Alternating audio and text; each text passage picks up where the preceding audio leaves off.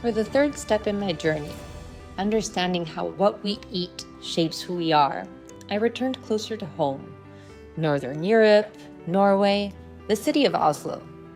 There I met with two women who are at the forefront of the debate around food processing and the fast food revolution, Joanna Blythman and Marit Kolby.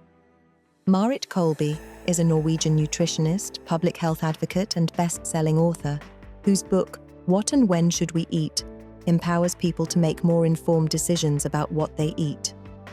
Joanna Blythman is a prize-winning British investigative food journalist whose many books and articles have for many years championed the benefits of including enough whole foods in our diets and the importance of cooking from scratch. Both Joanna and Marit have spent several years examining the impact of ultra-processed foods on our lives. So what exactly are the health issues posed by ultra-processed food? Yes, there are many levels, we see increased mortality from loads of different causes. We see increased risk of heart disease, type 2 diabetes, some types of cancer. We also see these digestive health problems like irritable bowel disease and inflammatory bowel disease. We see different types of autoimmune diseases like rheumatoid, arthritis. We see some problems in the older populations with frailty and risk of osteoporosis, and also body composition, the loss of muscle mass.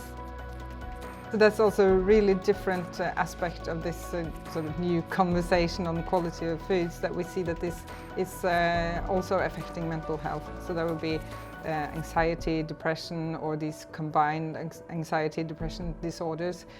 We have really strong evidence that high intake of ultra-processed foods, what we would call an ultra-processed diet, increase the risk of mental health problems as well. So all that old diet advice, like avoid fat or watch your calories, turns out it may not be the secret to good health. In fact, it could even be misleading. Real health, it seems, comes from nutrient-dense foods that truly nourish our bodies. I think we've ended up trying to solve our problems by limiting actually nutritious foods instead of making sure that we get what we need from our meals.